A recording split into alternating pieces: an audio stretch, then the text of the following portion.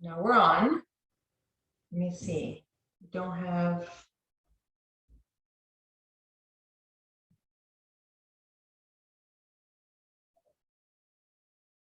Perfect.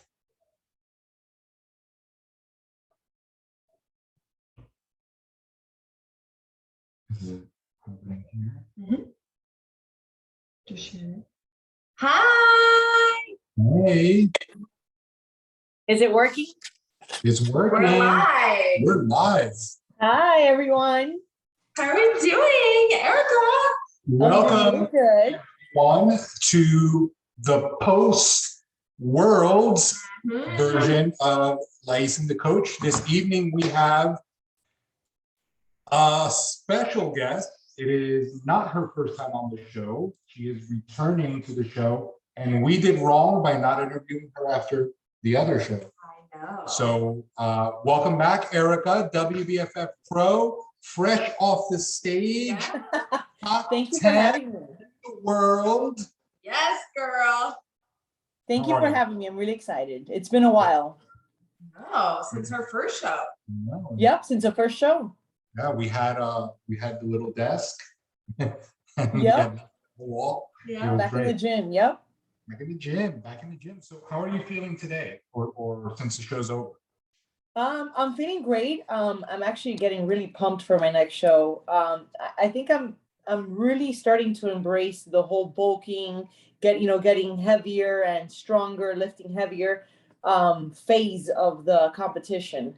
I remember that initially that's kind of what had me scared, but now I'm really enjoying it. So that's where I'm at, and I'm ready to go. I think that's a good segue Yeah. to get started, because ultimately, like, one of the things that we always wanted to do with these interviews, for anybody listening or that's never seen them, one of the things that we always want to do is give the perspective from the athlete or from the competitor on how they feel, because a lot of times you hear us say all this stuff, and sometimes it come across like we're either trying to sell something or promote something, and it's not the case. So Right.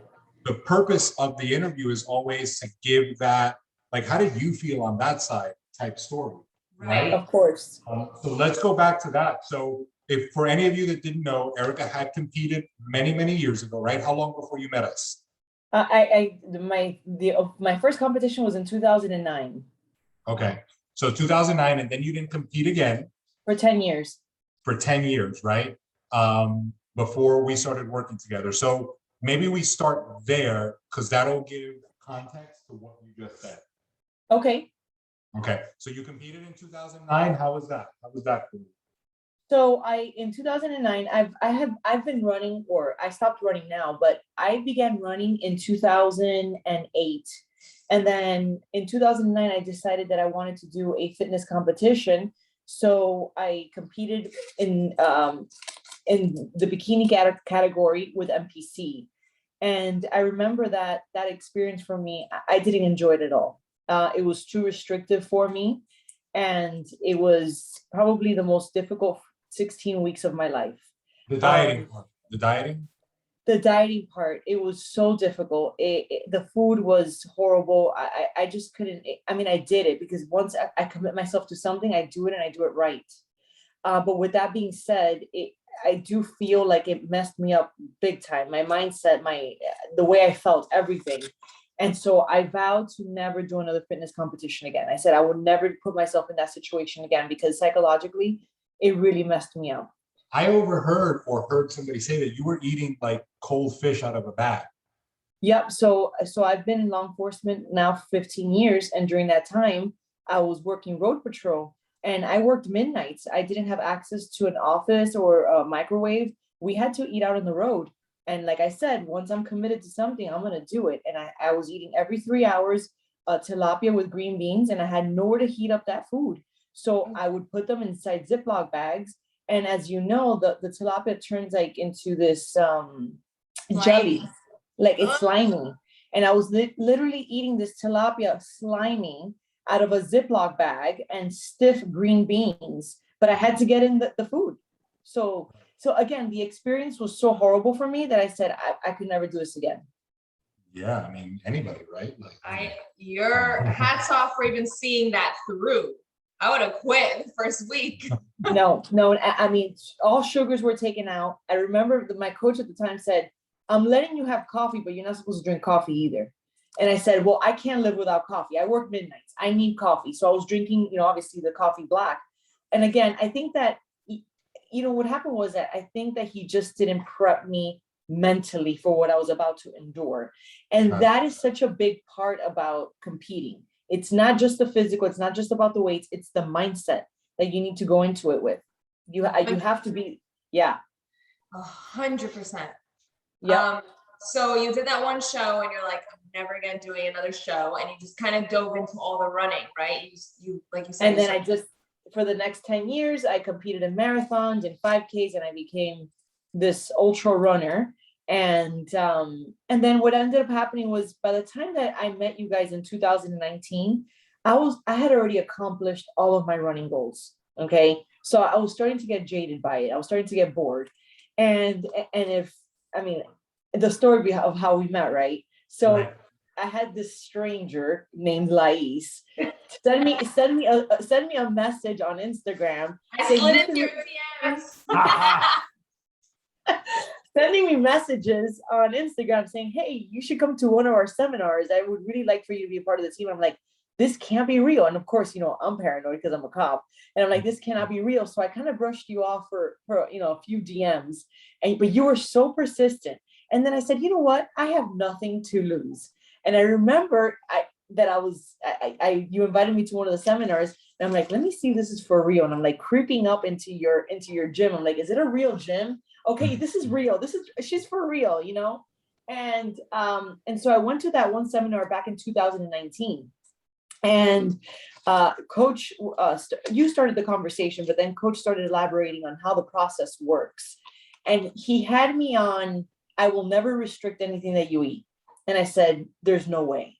There's no way he can get me on stage and not restrict anything that I eat, because that's exactly what I had experienced with MPC. You thought that that's what it took, because that's what you experienced. That's what I thought it took. So when he said, I will never restrict anything, and I will always allow you to eat whatever it is that you like to eat, I said, well, this is very interesting. And that's what got me hooked.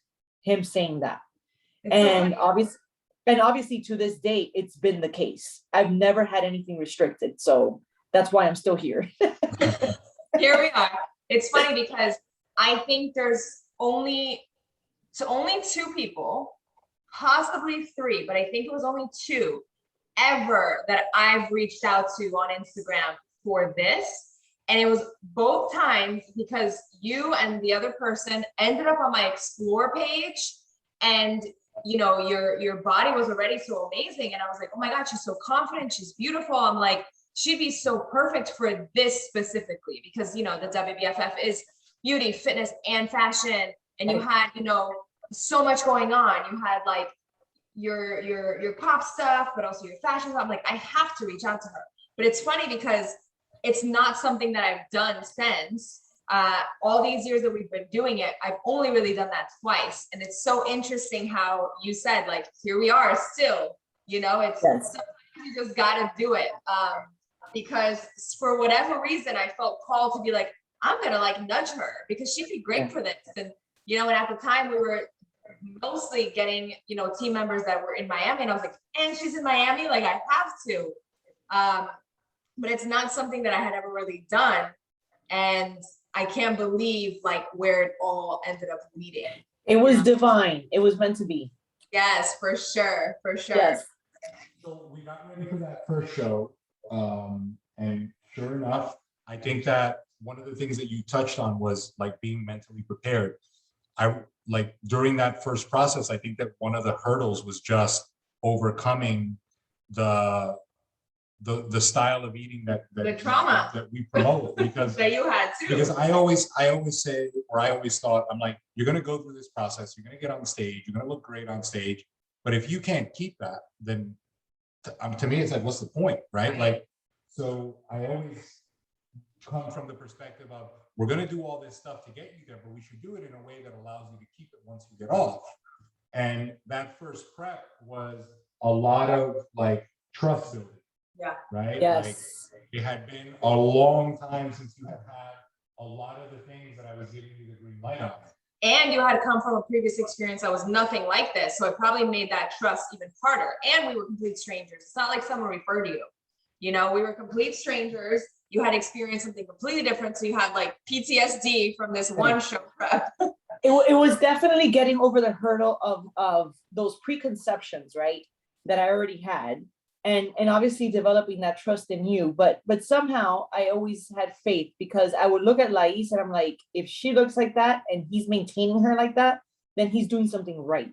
So I always had that in the back of my mind, right? And but yes, for the first show was definitely, I remember like prepping for it, and I'm like waiting for it to get really difficult, right? I'm like, okay, because everything was so doable. The exercises were doable, the meal plans were doable, and I'm like waiting for it to get more difficult, and it wasn't. And then I step on stage, and holy shit, I won my pro card. How is this even possible, right? But it goes back to you have to trust. And you know, inevitably as humans, you know, we don't like to feel like we're out of control, right? So I'm basically giving you all this control, and I have to trust you with it. So I think that's the hardest part to overcome personally for me. It was. You know, real coaching is a relationship, right?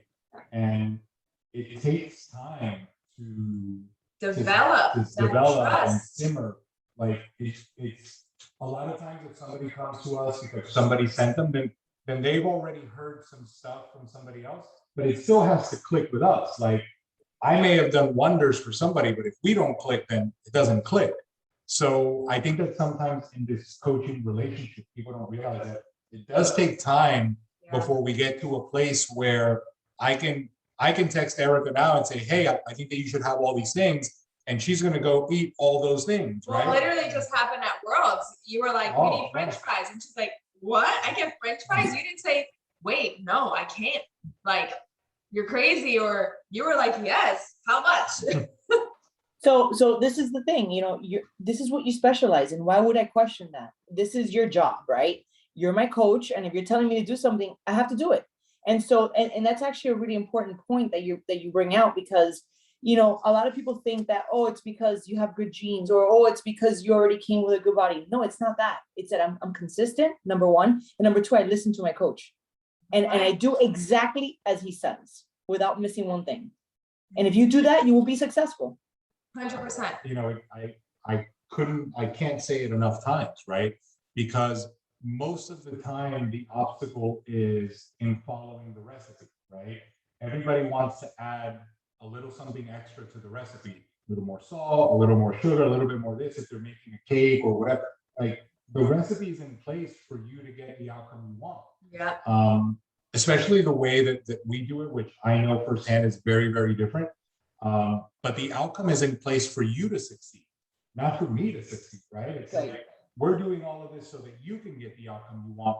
We're just approaching it from a different perspective, right? Exactly. But so we got our pro card, first show, and then you went back to running. Yes, I did go back to running, and I'm going to tell you this. This is why I particularly enjoy our relationship, Ralph, is because you're that type of parent. I feel like you're like that parent that didn't tell me, no, you can't do that, because we both knew I shouldn't have done that, right? But you never told me, don't do it. You almost said, do it, but this is what's going to happen if you do it. So it's your choice.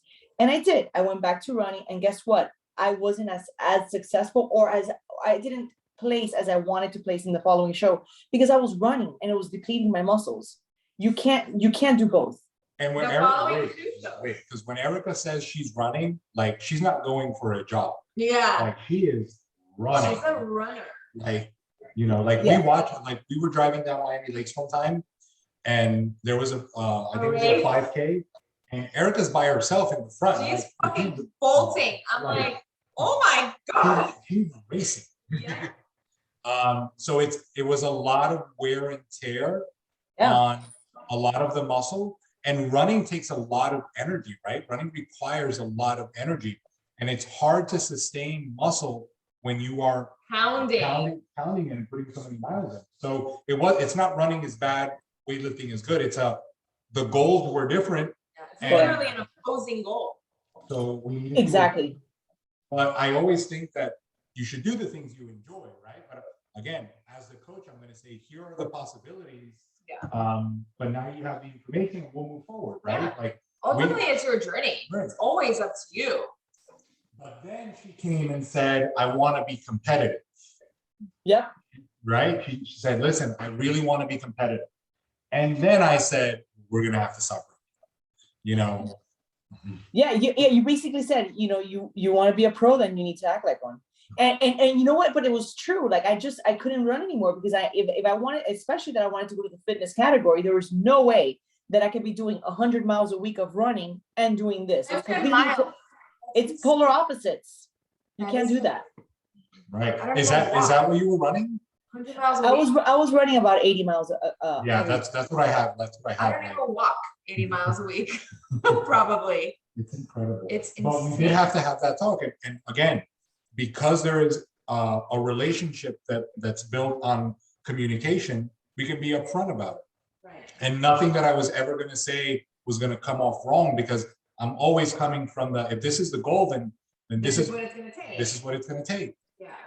So for this show, which we just came out of, which was your fourth show, right? Yes, not counting the virtual one, right? Right. Your fourth in-person show. Yes. Was the first time you fully stopped running for prep. Yes. So And we had multiple goals. So it wasn't just we needed to stop running. Like, we wanted to bring a different physique. We wanted to add muscle to her frame. change We wanted to categories. change categories. We wanted to add more volume to her legs and to her glutes. Like, we had a lot of projects inside of this prep. It wasn't just let's come in better. It's let's come in better and let's be competitive. And we've got some stuff that we need to arrange a different way. Yeah. So another set of the things that you described at the beginning is like, all right, well, we're gonna have to eat more, and we're gonna have to not burn it off because we're running, and we're gonna have to train a little bit more. Like, there were a lot of new components in this prep. Was that challenging for you? Oh, 100%. So the letting go of running was not the difficult part. It was the gaining weight. I mean, this is totally counterintuitive to what I used to do as a runner. I had to be lean. I had to be skinny when I was a runner, because theoretically speaking, the leaner and skinnier you are, the faster you run. So when Ralph sends me this meal plan and I'm eating almost 3,000 calories, I don't even remember how much it was. I'm like, what am I doing? What is this? And then I started gaining weight. And then I remember like telling him, is this supposed to happen? And he's like, yeah. I remember I was a size 2.4, and I got up to a size 8 during my bulk. And I completely freaked out. You didn't And look like it though.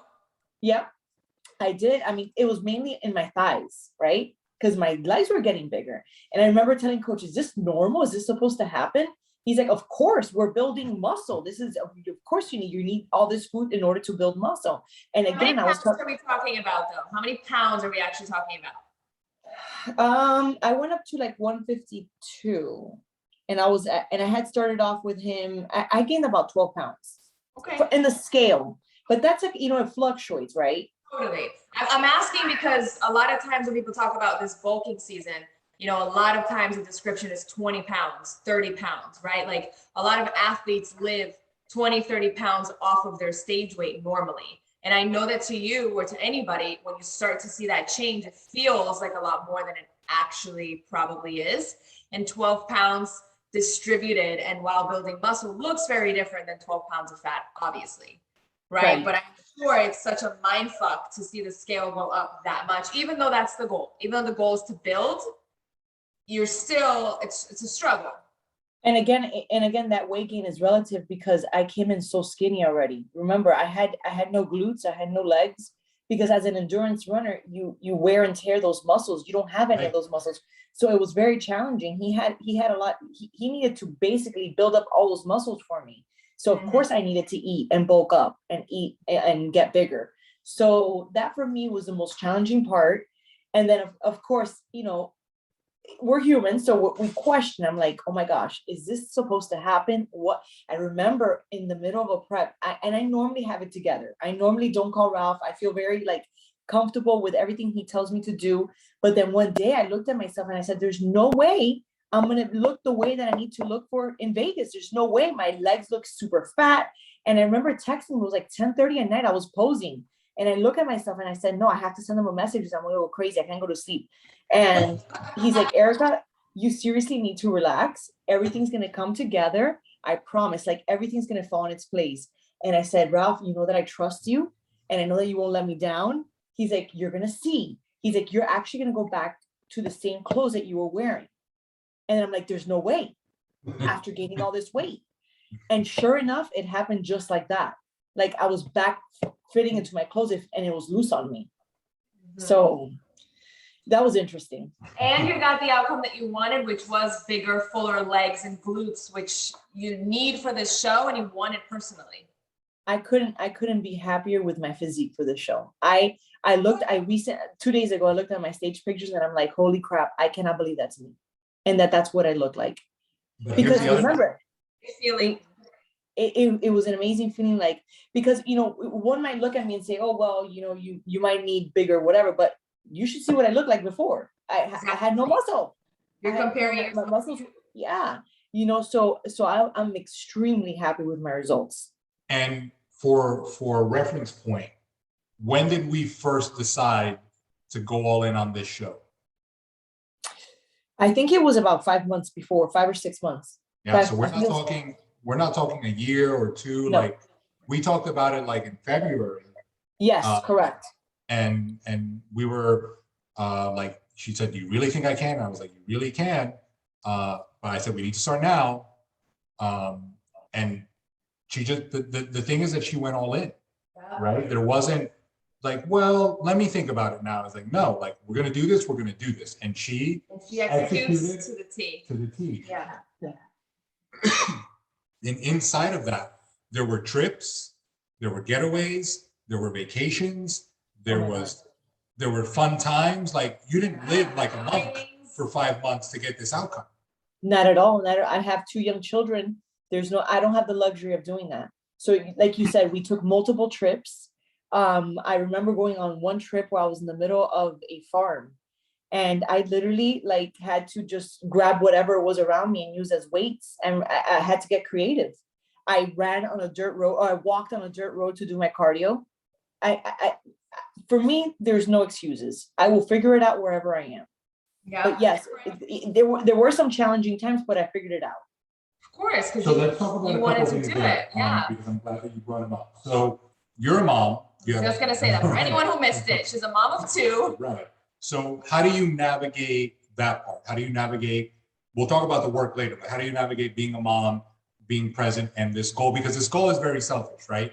Like we can all acknowledge that this is about me because I'm working on my body, my thing. So it's a very selfish thing, but how do you navigate being a mom and still doing this? So the way that I do that, that's part of the reason why I wake up so early in the morning. I wake up at 4:30 in the morning so that I can be done with my workout by the time that my children are awake, so that I can take them to school, so that I can be with them on the weekends. So I wake up very early, get it out of the way, and then I'm done. Because if I wait for nighttime, I'm just too tired. But to me, that's the way that I'm not selfish, right? So I do it first thing in the morning when everyone is sleeping. I get out of the way, and then I spend time with my children. Yeah, and if you guys don't follow Erika, I suggest you do, because when you said, how do you stay a mom and you stay present, like I've never met a more present mom.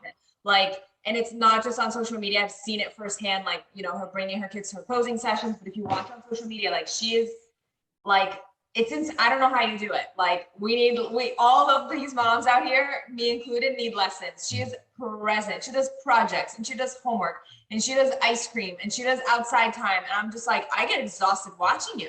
Like, it's like what Ralph said, this is a very selfish goal. So I would never want to be selfish like that and let it get in the way of my family. Number one. Number two, I also do think that I'm setting a great example to my children. Great example, because, you know, they see me working out, they see my dedication, they saw my medal, and, you know, they were very proud of that. So I think that I'm setting a lot of good examples for them too. Definitely. 100%. And then on top of that, you mentioned you're in law enforcement, so you work. Yes. You don't Yes. just sit at home working out all day. So how And do you that's again, that's another reason why I have to wake up early, because I wake up, take the kids to school, I got to go to work. And then, I do have, my real estate business on the side, which I, do, I squeeze it in somewhere in there. And then I have the afternoons with the kids. It's time management. If you if you can figure it out with your time, you can do it. So for me, I'm very structured with that. And prioritizing, because it has to Correct. be a priority, right? Of course. So and then when it comes to, like, for example, because we talk to so many people, right? Like, a lot of the questions that are objections simultaneously are, well, how am I going to be able to eat? I have a job and I have kids. How am I going to be able to eat all this food? How do you do it? What do you mean? Like, as far as like bringing it along with you? Right, like, do you bring it with you? Do you prep ahead? Like, how do you make it happen? So I typically prep on Sundays, and yes, I prepare my food, my lunchbox for the next day. I take food everywhere I go. If I can't take a lunchbox, it's going inside of my purse. I'm in the movie theater, I'm not eating popcorn, I'm taking out my Tupperware and I'm eating it. And I'm not shy to do that. I will take my food everywhere I go. But yes, it requires meal planning, and I typically do that on Sunday nights for the week. Or if not, I prepare my meals the night before. And again, it takes me about an hour. It's time consuming, but once you get the rhythm of it, it's easy. Yeah. A lot of times people say, I don't have time to cook, or you got to eat though. Like, you're gonna have to cook anyway, right? Like, maybe you think food prepping is more time consuming. But the truth is that there's always an excuse of why someone can't. Here's one thing that I've been pondering, and I was actually going to make a video about it today, but since you're here, I'll ask you.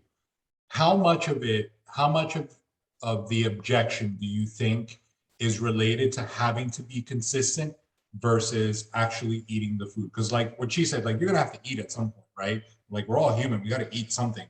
But how much of the difficulty is behind eating consistently, and that becoming the part that's difficult, in your opinion, versus the food not tasting good or not having enough variety? Do you think that the challenge for most people is really doing it, like, day in and day out? I think the challenge is both, because it can be time consuming, and people probably don't want to spend their time doing that. They'd rather be watching TV or playing on their phone. It is time consuming. But for me, food is fuel. I don't eat the food because I love the food. I eat it because I need to survive. And that's where my mind is at. And it's been like that for years. So again, I could eat bland food, or, it doesn't have to be bland, but I'm just eating to survive and to look good and to accomplish my goals. I'm not eating it because you know what I mean? It's just that, Right. That's just the mindset that I have. Right, which is great, right? We have an outcome that we're working for. So you do have to have that thought process that supports that. So how do we navigate? I mean, I know how we do it, but how do we navigate around social situations? Like, if you were at a wedding, right? And you were on trips, did you bring your food with you? Yes, I brought all my snacks and meals with me. And if I know I'm going to be in a remote place or in a wedding, for example, that, obviously I can't take out Tupperware in the middle of a wedding, I will take protein shakes and I'll take protein bars. But you still participate, like, you still had an adult Oh, beverage. absolutely. I don't, Right? are you kidding me? I'm very, I go out all the time. My husband and I, we go out every Saturday night. We don't skip a beat. We're always out. My social life that has never changed because of the way that I eat or because of my fitness. Never. And we've continued to make improvements with that, right? And my point to that is always, if we can make improvements with those things happening, how are you going to lose them? Like, how are you going to get rid of the outcome if we never took anything out, right? If you're still going out every Saturday and your schedule is structured, whether you were doing the show or not, like, we didn't disrupt your life to get you on stage. Right. We just figured out a way to make sure that we can still get this outcome within, the things that you're already doing, right? So definitely, I think people have the misconception that because you're training for a show or because you're trying to be fit and healthy, that you can't participate in social events. That is highly inaccurate. My life has never changed because of those things.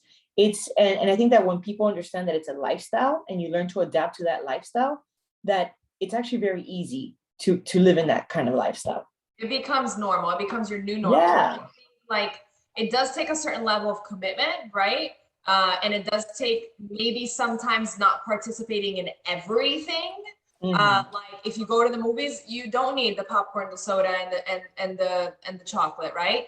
Because tomorrow night you are going to go on a date night or on a family outing, and you're going to eat the pasta or the pizza and have the wine and do things, because that's the moment to do that.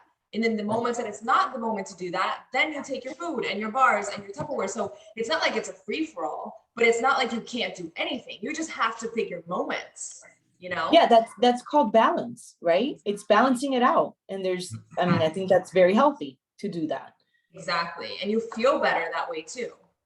Yep. So now let's get into some of the fun stuff. So Worlds was in Vegas. Yes. How was, when did you get to Vegas? I got to Vegas on that Tuesday. So 4 days before the competition. Awesome. Overall, how was your experience, regardless of the stage time, like just being there for Worlds that week? How was that for you? Oh, I had a great time. I had actually told my husband not to go with me because, see, when I get into a certain mindset and I get focused on a show or on a competition, I like to be alone. So I had told him, don't even go, because either way, I'm going to be there, working out, participating in these events. So I went by myself, and I actually had an amazing time. There were some obstacles that we faced along the way, but The we figured them microwave, out. the famous microwave. The famous microwave, that we had nowhere to heat up our food. That was one, amongst other ones, but we figured it out. And it turned out to be probably one of the most fun show for me, like experiences for me. It really was. Always Me so too. important for us, because, regardless of what happens on stage, like I always tell people, like, the stage should be the icing on the cake, right? Like, Yeah. the weekend itself should be a good experience. So it's always good to hear that overall you had a great time. This was your second Worlds. This was my second Worlds. And I mean, I really enjoy all the events, right, in the Worlds competition. So that for me was definitely a plus. And just meet, what was interesting is that, I thought I was facing these obstacles by myself. And then when I started talking to the other athletes, they were facing them as well. So we all kind of like related in that sense. And I got to meet a lot of, girls that I had never met before. And that for me was always the best experience. Yeah. Making new friends. Yeah. No one ever thinks that happens, because it's a competition and it's a bunch of women in one room. And it's like, that is one thing that I can say about every show. Like, you either make new friends or you just have a good time because everyone is so nice, Absolutely. I remember that one of the other obstacles that I faced was that I needed to go work out, and the gym had closed in the hotel. So I see this girl also looking for the gym, and I'm like, are you participating in the competition? She's like, yeah. I'm like, well, what do we do now? She's like, well, let's get in my car and let's go to a gym. I had no clue who she was. And I literally got in the car with her, and we went to a gym in Nevada. Like, that's just, we figured it out. And she became my friend right then and there, That's awesome. So yeah. So it was definitely meeting the girls and the competitors is always, for me, one of the most fun experiences, because, we're so much alike in so many ways. Yeah, for sure. There's so much there. I think that when we paint the picture of the WBFF, like, I always am very cautious of not blowing it out of proportion, right? Because we all have experiences that are different. But one thing that we always can say consistently is that anybody that we've ever taken to the show or been on our team or something, like, we always say, like, when you get backstage, this is how it's going to go, and this is how people are. And we consistently always hear the same thing. Everybody's friendly. Everybody's having a good time. Like, it's a pleasant experience. The cattiness isn't there. No one's out to shank you when you're not looking, like, Not at all. Not at all. In fact, I remember when I participated in the first Worlds in the Bahamas, I remember that it was 5 minutes before going on stage and my bikini broke. And this girl, who I can't even remember her name or what she looked like, she was going to be on stage with me as well. and she stayed behind with me in the bathroom to fix my bikini. She almost missed her round because of me. And she was willing to do that just to help me out. You know what I mean? I will never forget that experience. You know what I think is interesting and awesome about this sport is that a lot of times, like in any other sport, you're waiting to go on to perform, right? And while we do the same thing, our work is done. By the time you're backstage, there's absolutely nothing else you can do, right? Like you already did what you needed to do. None of us are in charge of the outcome. So to have the cattiness or that competitive thing backstage, we're not going to go on stage necessarily and like throw balls and you know what I'm saying? And that requires like, we got to do the work. Like the work is done. So we might as well be nice. We might as well enjoy this time together because it's done and we don't have control of the outcome. You're exactly right. And that's exactly how I feel the same. There's no purpose in being catty with anybody because, I mean, you're bringing the package that you set up for yourself. You're either going to win or you're not. And it's beyond your control at that point. Yeah. 100%. So now we can talk about kind of some of the show stuff.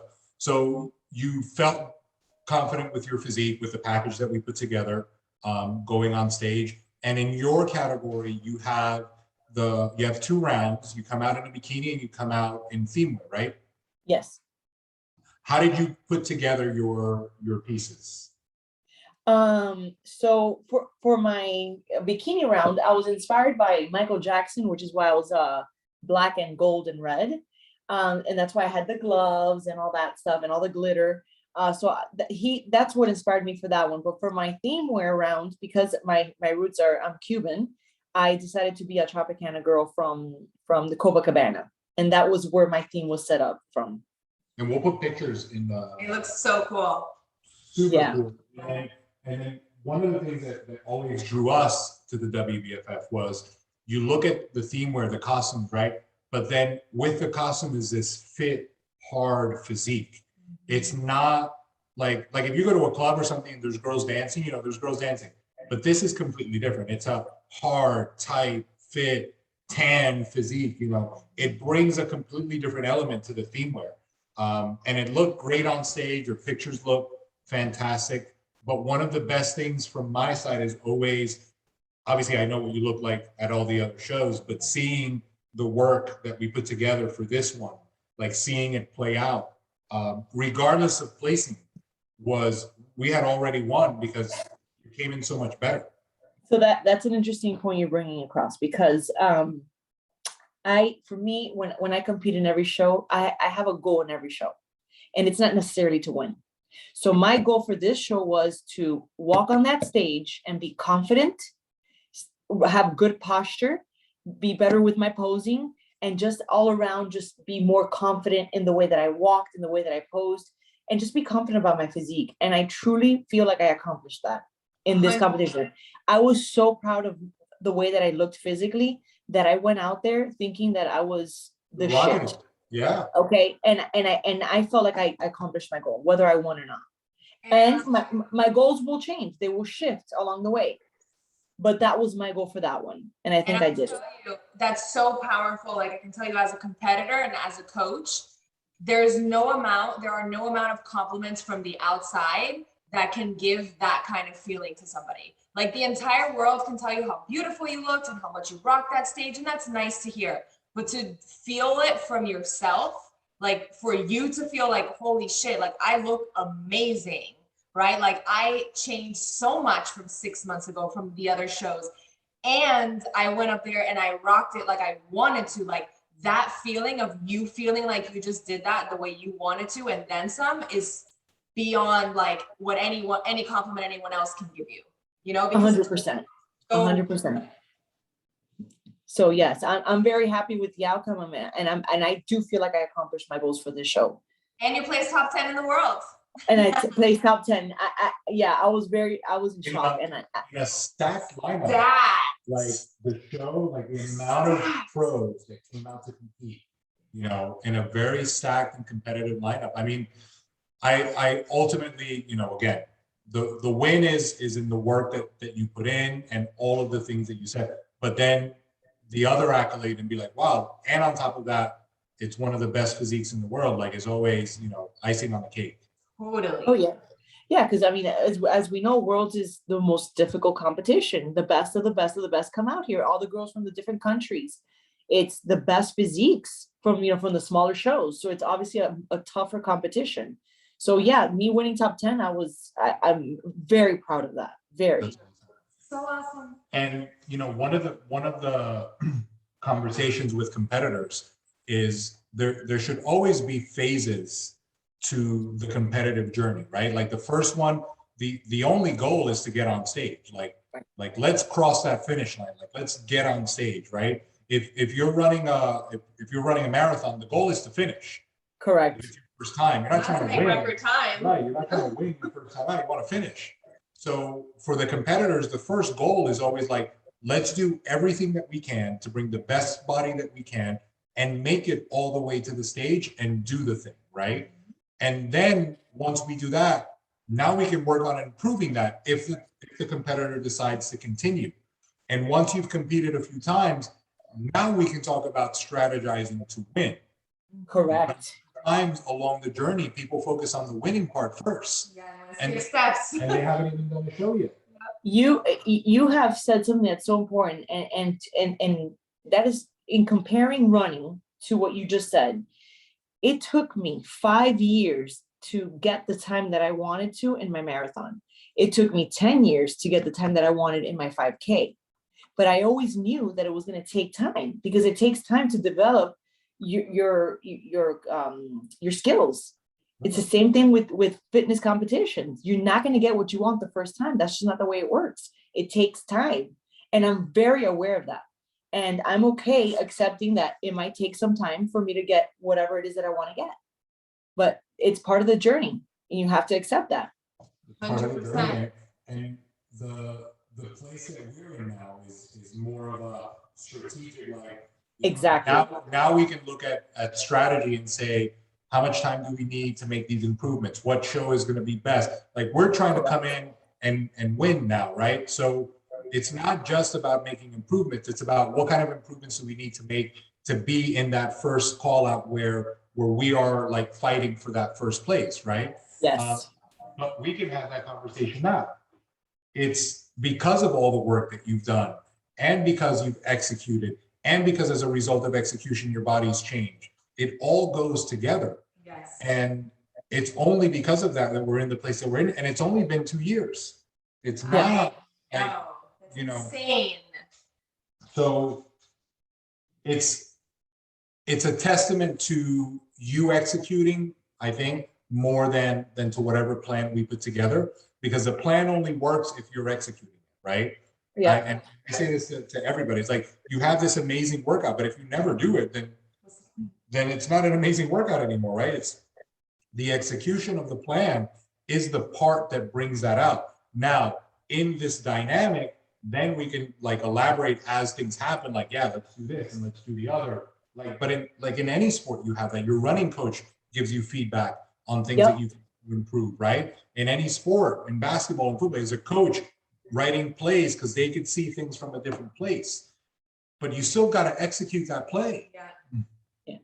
And ultimately have a lot of trust in your coach, which obviously I do, because it's like, you've always proven yourself to me. So it's like, now more than ever, I trust you blindly, which is why before for Vegas, when I was prepping, I was so scared of the weight gain.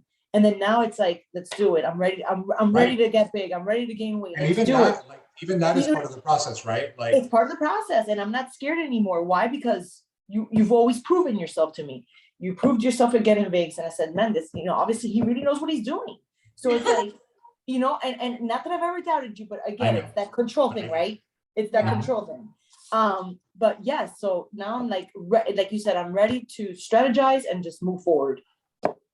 and our goals for you now can be like, let's look at shows that we want to come into, and like, we're playing to win now, right? Like, we're not showing up to participate. Like, we want that outcome, right? And I think that that's great. I think that it's okay. You continue to evolve as an athlete. You should want more and more. That's what drives us, right? It's a driver. But I think that a lot of times it's the person that wants to lose weight because they went to the gym It's the person that ate one good meal and they're like, oh, the Or scale did it for went down. 2 weeks. Right, That's not you gonna know, do anything. you've got to do the work and let the work express itself and then keep moving forward. Exactly. So do we know what's next for her, or are you guys not gonna? We have a Share couple, that we have a yet. couple of ideas, but I think that we're gonna we're working on something. Sounds exciting. But I think that for me, based on what we were able to do, I think that we can really like bring a different package. As much as it might sound like we can't, I already have stuff like you ever see that picture of what's his name from The Hangover? From The Hangover? Yeah, Alan? Alan. You see that picture of Alan that he sees like all the numbers like that's Yes. We need to recreate that. We need to put a picture of you and like put a bunch of stuff. yeah, it's like, you know, because her body is still fresh off not running. Right. It's only Like, been. Yeah. right, like her body's still primed to continue to build muscle. So I think that between now and the end of the year, we could really rock it and put ourselves in a position to kill, you know, that first show of 2022 Yes. in April. So that's our tentative plan. Yes. I love it. I'm so And excited. again, even that, it's both, right? Like we decide together, like we, Right. Right. Tell her what's possible as a coach. Ultimately, she has to be okay with that. and I think that in this journey, a lot of times people don't realize that you're doing this for you. So you have to have the ability to recognize, even as a mom and as a wife, and you've got other shit going on, right? Yeah. Like we've got to navigate through that. Like Correct. all that stuff doesn't stop because, you know, now we're gonna, you know, try to win a show. Like that stuff is still happening. Right. So we navigate through This is all of still a that. small part of your And day. we've got to coordinate, like, you know, we've had many times that I tell somebody, I'm like, hey, the show's coming up. They're like, yeah, but I have a vacation booked already, or Yeah. I'm going on a cruise that weekend. I'm like, all right, well, that's how. I would never say, well, you're gonna have to cancel your cruise because we got a Right. show. Like, no, Right. like, it doesn't work that way. Yeah. We'll figure it out. Life will continue to happen. It's never the perfect moment. It's never the perfect time or circumstances. There's always a trip. Somebody's always going to get a cold. Work is going to get hectic. Kids, like there's always stuff, right? Like it's never perfect. I've yet to have a prep where there's nothing going on. Life is happening. Like it's never going to be nothing going on. But it's while a small part of your life or your day because it's a hobby or because it's a goal, still present enough to be a priority while everything else is going on. I One of the do things- also, but I'm sorry. I do also believe that the method that coach has is very doable in anybody's life. Even if you're traveling, even if you have a tough job, like the way in which you set us up, it's so doable for anybody. And that's why I'm still in it, because I feel like it's doable for anybody, whether you're doing bikini category or fitness category. You know, so it all boils down to, are you willing to make the sacrifice and the commitment? That's it. I agree 100%. One of the things that I've noticed that's come up lately in a lot of the talks that we've had externally has been the challenges that a lot of people have in terms of being consistent for longer periods of time. How would you advise? Because, you know, obviously I give the advice, but when it's coming from somebody who's in the same position where, you know, you're a mom too, you work too, like how would you advise the person that's struggling with either the commitment or the consistency because they're letting these external things maybe take over? I think it just boils down to how bad do you want it? Like how bad do you want to make, you know, how badly do you want to change your physique or get healthy or look fit or whatever it is that your goals are? Like, you know, for me, they're important. And so I really try not to let any excuse get in the way. I always figure it out. So if it's a timing thing, well, I'll shift around my day for it. If it's a food thing, well, okay, I'm gonna meal prep the days in advance. I mean, it's just about time management and how badly you want it to make the sacrifice. I agree. I agree 100%. Now, one of the things that we always ask everybody, because I think it's like how I started, right? It's about the story. Most of the time when somebody hears all of these things and they're curious about getting on stage for the first time or they've always watched somebody and said, I don't think I can, or, you know, all of the things that people watch on social media, like, well, these girls do all this thing, you know, but I could never do that, or I wish I could. But what would you say to that person that's like on the fence, wanting to do it, but is like maybe holding themselves back from even getting started? It's like, why not do it? I mean, why wouldn't you do it? I think that it really challenges us as women to be on stage. I think for me as a mom, it was very satisfying to do that, because it's like, okay, I'm like 30 something years old stepping on stage as a fitness competitor. And it really gave me a lot of confidence. And not only in my, you know, in being an athlete, but it also translated itself into my personal life. It made me very confident in being a mom and being a wife and being a friend. It really does translate, because you say, wow, if I can do this at this age, there's nothing that I can't do. And so, I mean, what do you have to lose? What, you think you're not good enough for the stage? Why not? Yes, you are. Just the mere fact that you're prepping for it and getting yourself ready for it makes you stand out from everybody else.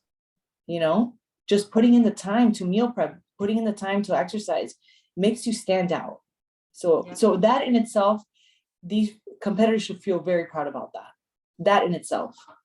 I agree, 100%. That's awesome. Oh, I love it. Well, for any of you watching, we are going to put Erika's IG handle so that you could follow her too along the way, so that you can follow her journey to the next show.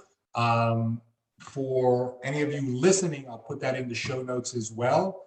And we are super ecstatic that we've been able to be on this ride with you, Oh, no. because the history behind how you got to us is always like holds dear, because I know how difficult that was, and I know that all the things that we've done to overcome all of that is so much more meaningful to me than the stage stuff that we've been able to accomplish.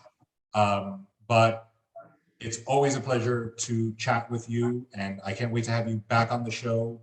So that Thank you so much for having me. It was awesome. So that we can celebrate your crown. Yeah. It will come one day. Oh, It will yeah. come. 100%. We 100%. love it. We For love everybody having watching, we wish you all a good night. We will be back on Friday, and Friday's guest will be her. So I will see you guys all on Friday. Everybody have a good night. Erika, thank you. Thank you. And for all Thank of you so much. Have a good night. Share, subscribe, all the things that people do on podcasts and the YouTube stuff. The YouTube stuff. That'll be my new thing. Have a good night, everybody. Bye. Thank you. Bye.